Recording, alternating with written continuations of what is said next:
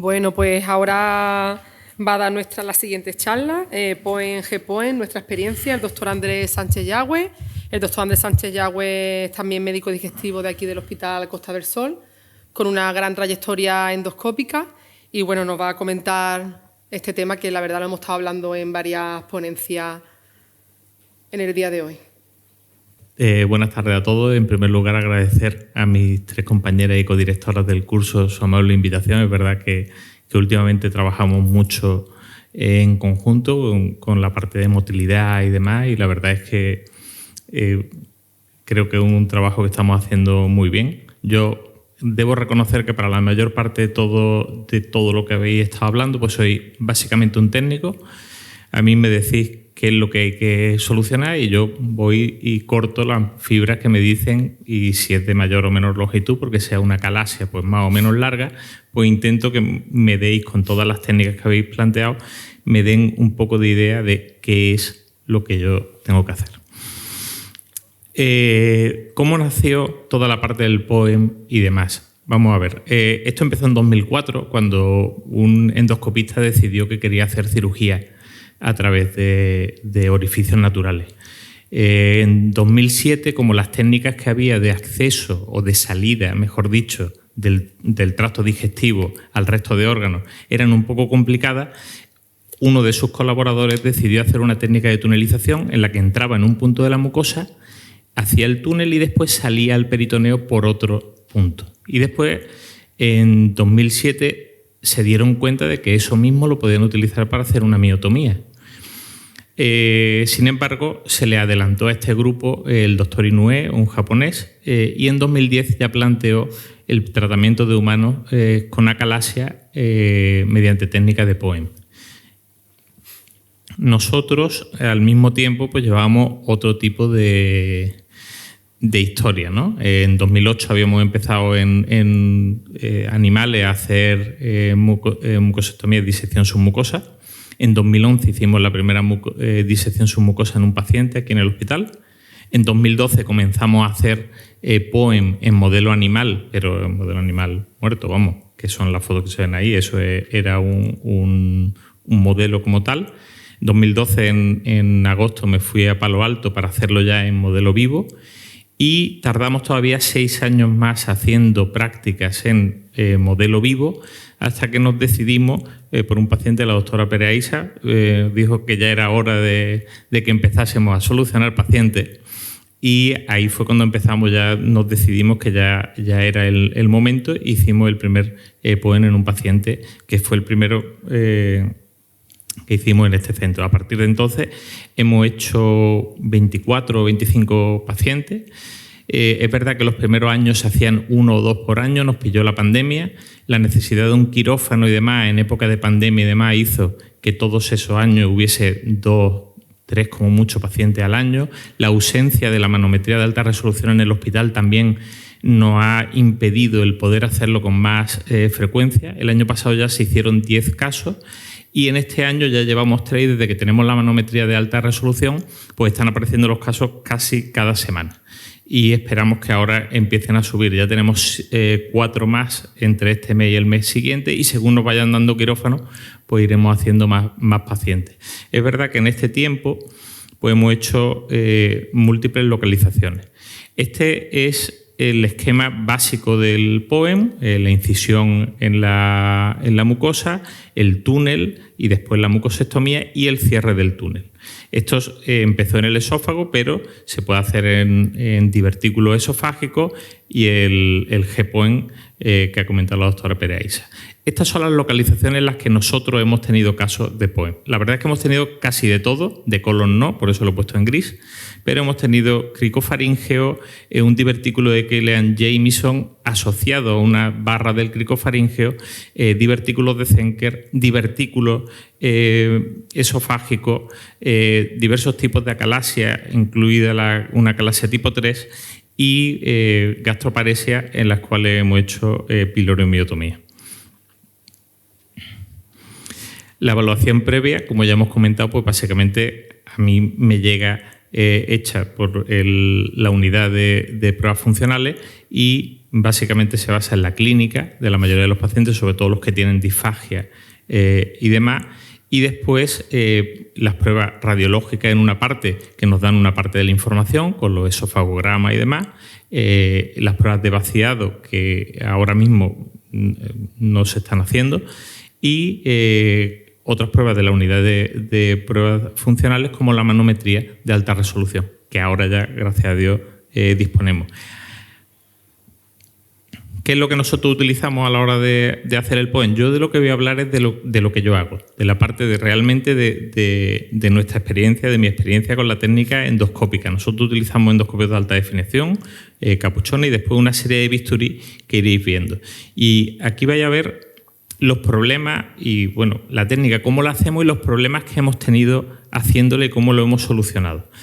Esta es la técnica básica y este es el primer caso que hicimos. Se ve la parte de la incisión. Aquí intentábamos utilizar un dual knife. Este tiene una punta de 1,5 milímetros y aunque es muy bueno para hacer disección en el esófago y no perforar, no es lo mejor para hacer un POEM. Pero bueno, esas son de las cosas que uno va aprendiendo con el tiempo. Intentamos ir disecando todas las fibras y haciendo el túnel. Una vez que has terminado, pues intenta hacer la miotomía como tal. Con este cuchillo es bastante complicado. Por eso cambiamos por otro tipo de cuchillo, que es el triangular, que es bastante más largo, y con eso sí que podemos hacer la miotomía en condiciones. Aquí la técnica que estamos utilizando es de arriba abajo. Después veréis que la hemos cambiado. Esto es como queda el túnel cuando hemos separado las fibras circulares y queda abierto, y en algunas partes se ve bastante más claro el mediastino por detrás. Y después se cierra el acceso al túnel. Bueno, ¿dónde se hace la primera parte, que es la incisión? En un principio, la incisión se hacía por encima del punto de tratamiento. Y yo considero el punto de tratamiento la parte de mayor presión, ¿no? Pues si es un cardia en el POEM, si tienes un divertículo de Zenger, al principio se empezaba por encima. Pero para algunas de estas técnicas se ha empezado a proponer hacerlo sobre el área de tratamiento directamente. Y eso se está haciendo en el Z-POEM y en el POEM del cricofaríngeo. ¿Por qué? Porque se va directamente a la zona que quieres tratar y después la cierras con clips. Aquí lo vamos a ver ahora. Bueno, esto es básicamente lo que habéis visto. Hacemos un abón y hacemos un pequeño ojal. En el ojal tiene que entrar el capuchón, el endoscopio con el capuchón. Entonces necesita 1,5 centímetros por lo menos. Intentamos que sea lo más pequeño posible, porque tampoco hace falta mucho más. Al principio, las primeras veces que uno hace un POEM, esta parte de disecar y conseguir meter el capuchón, pues te lleva varios minutos. Una vez que vas cogiendo experiencia, pues entrar en el túnel es mucho más fácil. Cuando lo haces sobre sobre la zona de tratamiento, como en un divertículo de Zenger, como vemos aquí, pues directamente es el septo del divertículo. En este caso estamos utilizando una tijera y vamos abriendo para ir exponiendo el músculo directamente. Después hacemos una tunelización, como veréis, por partes. ¿Qué problemas tenemos? Pues que cuando estamos haciendo esa primera incisión, los pacientes tienen esa tendencia a sangrar algunas veces. Y ese sangrado pues lo puedes solucionar. Es bastante incómodo. No es peligroso, pero es incómodo. Entonces, bueno, pues unas veces lo puedes solucionar simplemente con la punta del bisturí.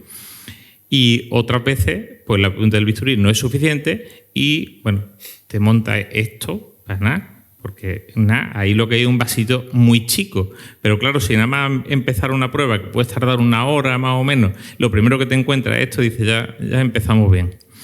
Entonces es molesto más que otra cosa. Bueno, en este caso pues utilizamos un coagrasper y al final acaban solucionándose. Ya os digo, es más la molestia que sea algo peligroso para el paciente. La siguiente parte es hacer la tunelización. Nosotros a la hora de hacer la tunelización utilizamos la coagulación en spray, que no utiliza contacto como tal, y después utilizamos una serie de bisturís, como algunos ya lo habéis visto, y otros, como el Hybrid Knife, que lo que tiene es un jet de inyección para no tener que estar cambiando por la aguja y demás, o bueno, el SB Junior es la tijera que habéis visto previamente. Entonces, aquí veis cómo vamos disecando. Estas son las fibras. La verdad es que las fibras de la submucosa a ese nivel se ven muy bien. Algunas veces hay que sacar el endoscopio para limpiar y demás la lente, pero bueno, generalmente se ve bien y se puede diferenciar la parte mucosa que está arriba y la parte muscular que está abajo.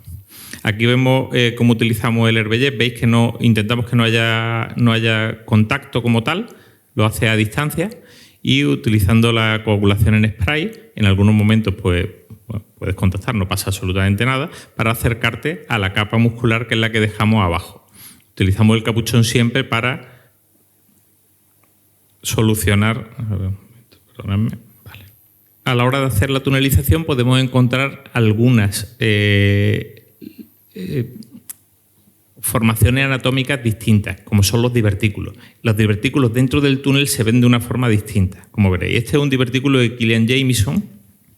Entonces, cuando estamos haciendo el túnel, eso es un lateral. Entonces, cuando encuentras el divertículo, tienes que ir cortando alrededor para exponer el septo. Es parecido a cuando tienes un divertículo de Zenker, pero lo estás haciendo desde dentro del propio túnel. ¿Por qué? Porque ese septo después lo tienes que cortar completo, si quieres solucionar la clínica del paciente, claro. Entonces, aquí veis cómo vamos disecando para exponer el septo. Eso está dentro del túnel y un círculo, que es el divertículo, que lo vemos de esa forma desde dentro del túnel. Este sería el de Killian-Jamieson que tuvimos, y ahora en breve veréis un divertículo de mayor tamaño, pero que después por dentro del túnel tampoco se ven muy distintos. Y aquí tenemos la parte del septo, y hacia abajo estaría el resto de la luz que iría hacia el esófago. Y este es un divertículo supracardial, que aquí teníamos aquí tardamos bastante en encontrarlo, y eso ya nos dimos cuenta de que en pacientes postquirúrgicos y demás no puedes irte muy arriba con el túnel porque al final te acabas perdiendo. Entonces, aquí abrimos muchísimo y hasta que conseguimos encontrar dónde estaba el divertículo, pues tardamos casi 1 hora porque no había forma. Hicimos una miotomía y veis la cavidad enorme que habíamos disecado porque no encontrábamos el divertículo porque habíamos empezado demasiado arriba. Lo cual nos dice que cuando tienes algún tipo de lesión como un divertículo y demás, tienes que irte a por él y no intentar empezar 10 centímetros por arriba, porque muchas veces te pierdes, porque sobre todo los postquirúrgicos te van desviando de la zona hacia la que quieres ir y acabas sobre todo muy a la izquierda, porque las funduplicaturas algo hacen que le cambian completamente la dirección en la que entras durante la tunelización. ¿Qué complicaciones hemos encontrado durante la tunelización? Pues fundamentalmente el sangrado y la más peligrosa de todas, la perforación de la mucosa. De esas también hemos tenido. Bueno, lo primero que tenemos que hacer con los sangrados es prevenirlos. Aquí vemos que lo que hacemos es ir disecando alrededor de los vasos. Esto es muy bonito porque queda muy bien y entonces va cortando alrededor y lo vas dejando y dejas el vaso ahí perfecto. Simplemente el vaso para verlo, y ahora coges con un coagrasper y lo coagulas. Una vez que lo has coagulado, cortarlo ya no te da ningún problema, generalmente. Y entonces ya lo resecas. Algunas veces cuando está cortando, pues bueno, pues empieza a sangrar.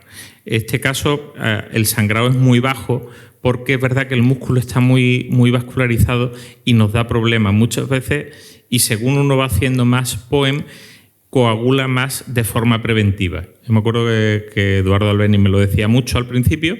No le hacen mucho caso porque ve algún vasito pequeño y dice, bueno, esto lo quemo y ya está. Pero es que sangran. Entonces es preferible meter el coagrasper y quemarlo. Sobre todo porque los vasos que están muy cerca del músculo, una vez que sangran, se meten para abajo y se pierden. Lo cual te obliga a quemar mucho y muchas veces perforas, que no es un problema la perforación en estos pacientes porque básicamente después vas a hacer una miotomía y después vas a cerrar el túnel, pero molesta el tenerlo así. Bueno, tengo un sangrado arterial además que se ve ahí pulsando, pues al final lo que hace es utilizar un coagrasper para solucionarlo. Este vídeo lo he cortado mal. Aquí está. Pues bueno, con el coagrasper, que es básicamente lo que utilizamos. No solemos utilizar clips ni nada porque se quedan dentro del túnel. Aunque en el Congreso americano, Henri Tassetti presentaba un paciente en el que no le quedó más remedio, después de ponerle un balón y que no paraba de sangrar, de ponerle un clip dentro del túnel. Y este es el problema de que pinche en la mucosa, que además puede tener algún vaso. Esa es una perforación de la mucosa, que es lo que no queremos hacer, porque si perforas la mucosa, la integridad del túnel la has perdido. Entonces aquí tuvimos que coagular el vaso y después cerrar la mucosa. Algunas veces no llegas a perforar la mucosa, pero se ven esos pezones que no sabemos si realmente después van a hacer una perforación o no. Cuando tienes una perforación real, pues bueno, pues generalmente poniendo clips es suficiente. Claro, los clips es más fácil si es en el esófago, porque el esófago suele funcionar bien para poner los clips. Veréis que en la piloromiotomía poner un clip no es tan fácil, porque sobre todo si ya has cortado el píloro, porque no tienes dónde cogerlo. No hay, bueno, en este caso le pusimos 2 clips para asegurarnos y no nos dio más problemas.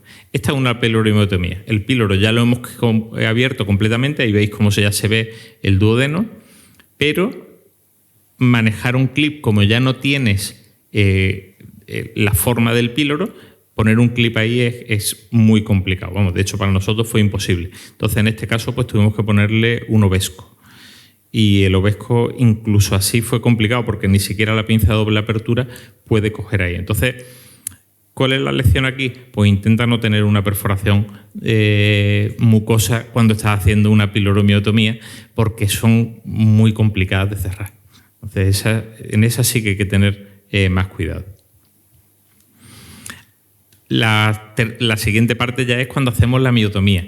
Aquí se ha hablado se habla de la miotomía completa y demás. Nosotros hacemos una miotomía básicamente de la circular y dejamos una capa finita por debajo. Claro, el Dual Knife, como os comentaba, no es lo mejor porque tiene 1,5 milímetros y parece mentira que cuando estás haciendo una disección submucosa perfora casi sin querer y aquí intentando perforar no consigues cortar la capa muscular porque es tan gorda, sobre todo en los pacientes con acalasia, que es que no hay forma de perforarla ni queriendo. Entonces es curioso, sobre todo cuando estás haciendo después un paciente normal para hacerle una disección submucosa y en algún momento toca la muscular y te abre un agujero y dices, parece mentira. Pero es verdad. Esta fue la primera que hicimos y Eduardo al lado me decía, eso no es suficiente. Bueno, y después además sangra. Y me decía, eso no es suficiente, eso no está dentro del... Pero claro, las primeras que haces te parece que ya eso es mucho. Bueno, esto es cómo se ve una miotomía de verdad. Ahí veis perfectamente las capas circulares y entonces ahí metemos el triángulo por debajo y tiramos hacia arriba para cortar el músculo y dejar solo las longitudinales. Ese es el tipo de miotomía y ahí podéis ver un poco cómo es la anchura o el grosor de la capa circular en estos pacientes. Por eso es tan difícil perforar y por eso es tan difícil en estos pacientes hacer la miotomía como tal. Claro, nosotros quizá este sea el mejor bisturí para hacer la miotomía. También utilizamos el Herbellet, que es el que tiene inyección. Es muy parecido, entonces al final hace una forma parecida para coger las fibras, pero ahí podéis ver la anchura de las fibras y cómo queda por debajo una capa que es la de fibras longitudinales con un hilillo que es lo que impide la perforación. De vez en cuando también se nos perfora. No tiene mayor importancia, pero se perfora. Es verdad que algunos pacientes, al tener una perforación, se empiezan a hinchar, sobre todo si es la parte gástrica, y algunos, yo creo que ha habido 2 en los que hemos tenido que ponerle una aguja para descomprimir un poco. En unos sin perforación visible. No conseguimos encontrar por dónde le estaba saliendo el aire porque era uno de estos points que dice, yo no le encuentro el punto. En otros sí, en otros estaba muy claro dónde estaba el punto. Pero no lo podíamos cerrar hasta que no cerramos el túnel. Claro, la miotomía varía también según la localización. Esa miotomía que habéis visto es la del cuerpo esofágico, esa es la alargada y demás, esa es la zona fácil, porque esa zona tiene... Claro, cuando llega a la zona, esta es la zona del cardia, esta es la zona que está estrechita, esta no es de las más estrechitas, y ahí es donde aquí es donde realmente el paciente nota que está mejorando. Es decir, cuando corta estas fibras es cuando realmente le está solucionando el problema, porque esta es la parte donde realmente tiene mayor presión.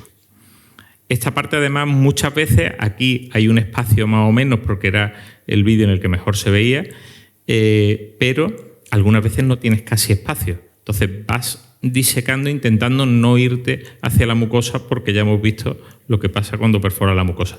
Esto es un divertículo de Zenker, y ahí, una vez que expone el septo, pues lo que va haciendo es cortarlo. Antes lo hacíamos cortando la mucosa y todo directamente con el cuchillo, y aquí pues ahora lo cortamos en visión directa y vamos fibra por fibra. Esto es con la tijera. Yo, el próximo que haga lo voy a hacer con el bisturí normal, porque creo que haciendo Z-Point no es necesario ya utilizar la tijera como tal. Ayudaba cuando era para hacer la sextotomía endoscópica, pero ahora mismo creo que no aporta demasiado. De hecho, creo que un bisturí nos ayuda más a poder avanzar por la parte esofágica.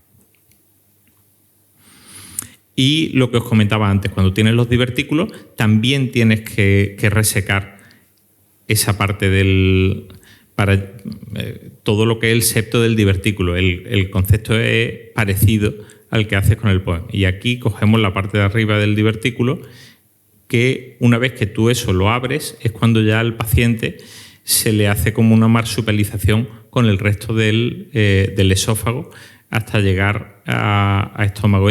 Nos pasó con este paciente, que venía de un hospital externo, y cuando entramos a hacer la endoscopia es cuando nos encontramos con que el paciente tenía un divertículo enorme.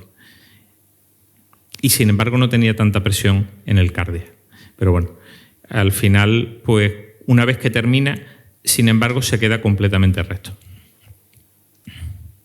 Y esto es el píloro. Cuando está en el píloro, así es como lo ves. El píloro, una vez que lo has disecado, y ahí empezamos con la resección. Al final, todo el divertículo, el píloro, la apariencia endoscópica es muy parecida. Aquí es la parte complicada, la parte distal, que ahí, mientras hacemos la miotomía, también vamos cortando un poco en distal sin pasarnos, porque ya sabemos lo que hay al otro lado y los problemas que nos da. Entonces, bueno, pues intentamos hacer una resección del píloro lo más amplia posible para que quede lo más aplanado, y después lo continuamos también con una parte en antro, pero no muy larga. ¿Qué complicaciones nos da la miotomía? Algunas ya os las he adelantado. Algunas veces tenemos un sangrado, pues simplemente porque está ahí en el túnel antes de que empecemos ni siquiera a cortar. Este tipo de sangrado, pues algunas veces lo podemos solucionar simplemente con la punta del coagrasper, sin necesidad de cerrarlo. A ver. Aquí lo tenemos para que lo veáis. Este vídeo se me ha quedado un poco más largo de lo que quería. Algunas veces, lo que os decía, no hace falta, utilizamos el capuchón para parar el sangrado y después utilizamos el coagrasper. Algunas veces eso no es suficiente. Entonces, cuando estás haciendo la miotomía, esta sí que es de verdad, estás haciendo la miotomía y empieza a sangrar, pues algunas veces puedes pararlo con la propia punta del bisturí, pero otras veces eso no es suficiente y te obliga a utilizar el coagrasper. Esto es que por alguna razón no he puesto el vídeo que era. ¿Veis? Aquí coagulamos con la punta y más o menos funciona.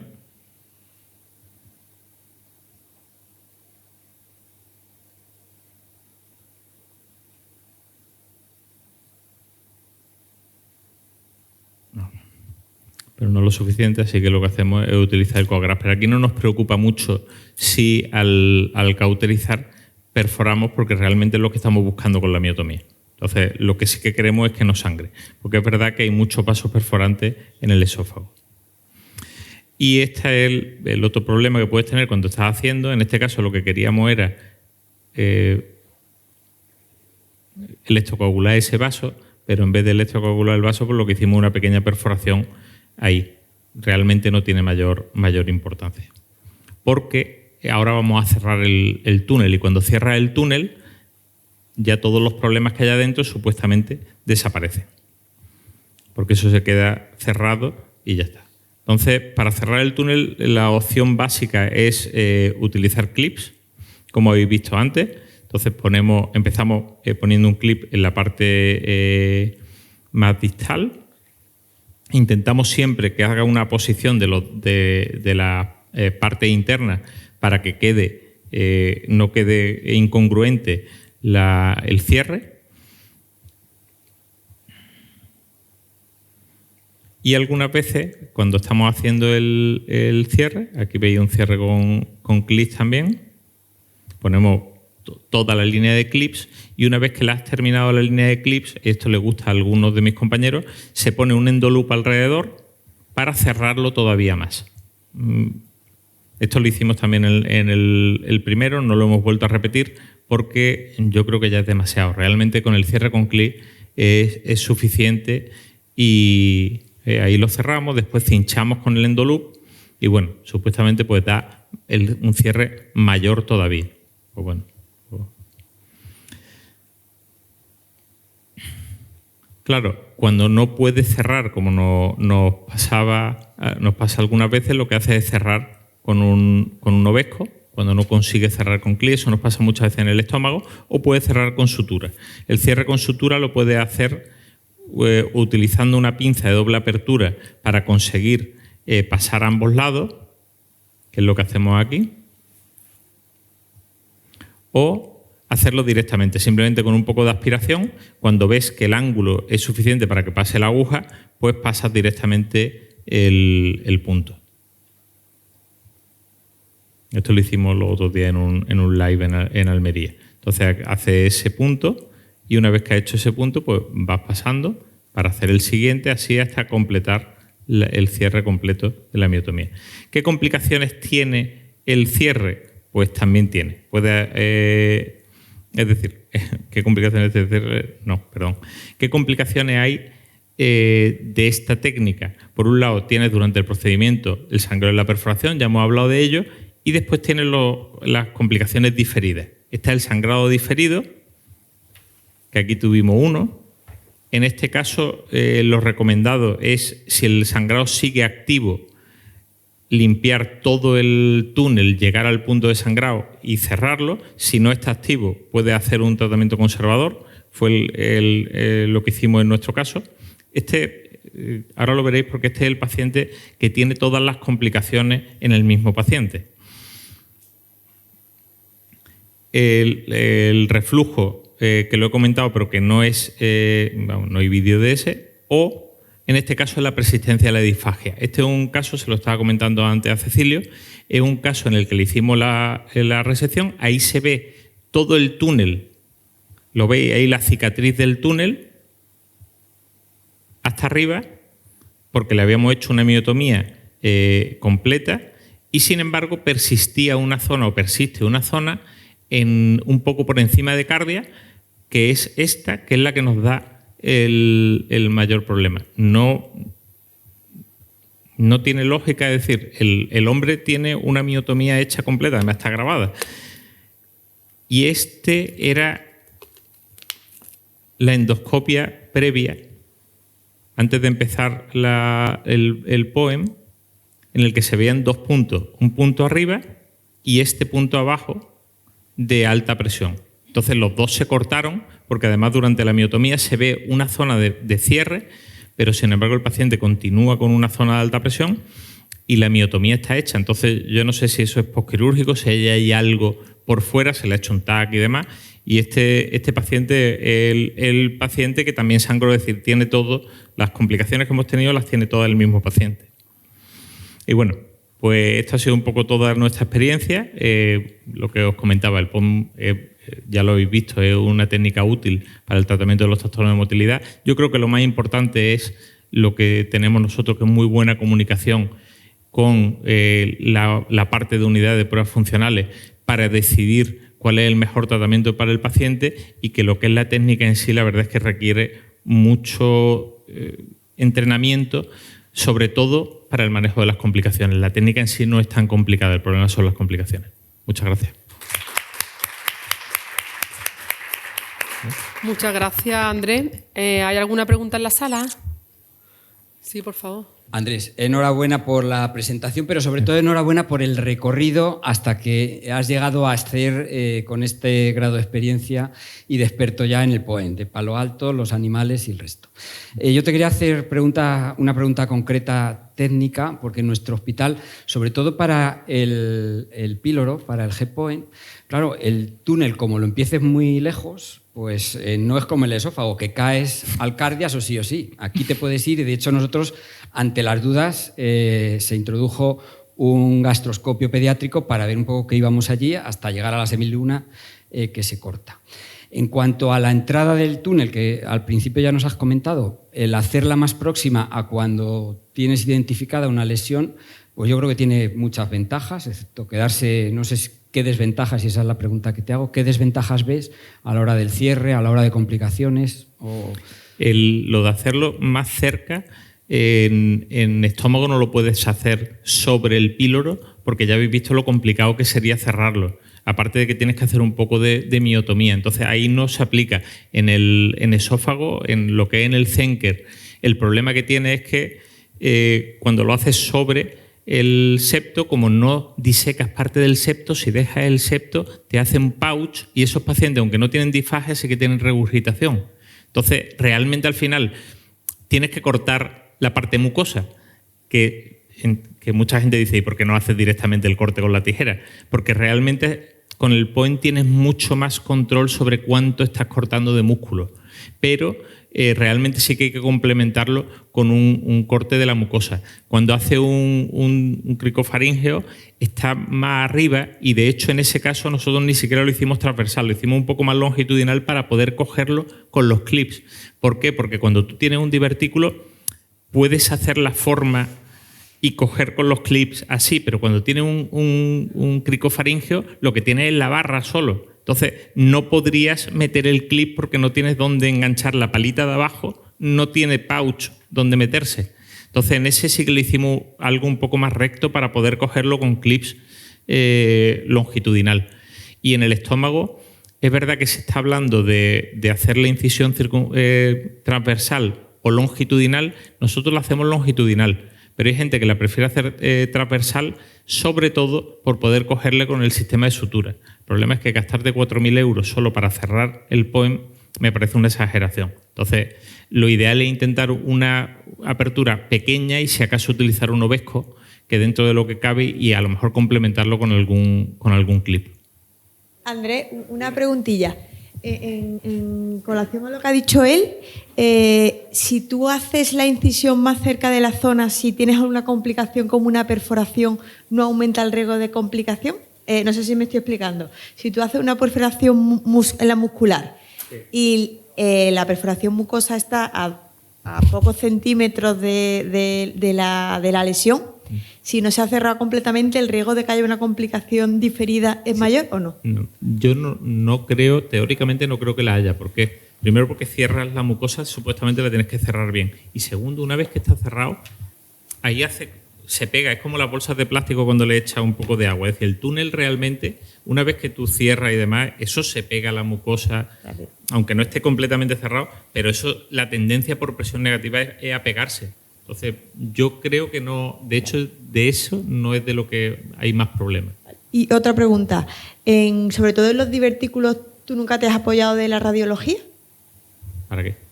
Pues porque si muchas veces no sabes dónde está, si pudiera hacer algo... Pero yo, realmente, ¿el divertículo cuál de ellos te refieres? En los altos, por ejemplo, o en pacientes que tú has dicho que se han operado y que te has lateralizado porque la anatomía... Claro, pero yo veo el divertículo, es que lo veo. Es decir, endoscópicamente lo tengo que ver. Si no lo viese endoscópicamente, pues tampoco el divertículo no me preocupa. ¿Y en pacientes operados, por ejemplo, que bajas hacia abajo y a raíz de la funduplicatura la curvatura no es igual, ¿nunca te has planteado si eso te podía ayudar? No, pero ni yo ni lo he visto nunca a nadie. Vamos, una vez que te metes ahí, lo que tienes que buscar.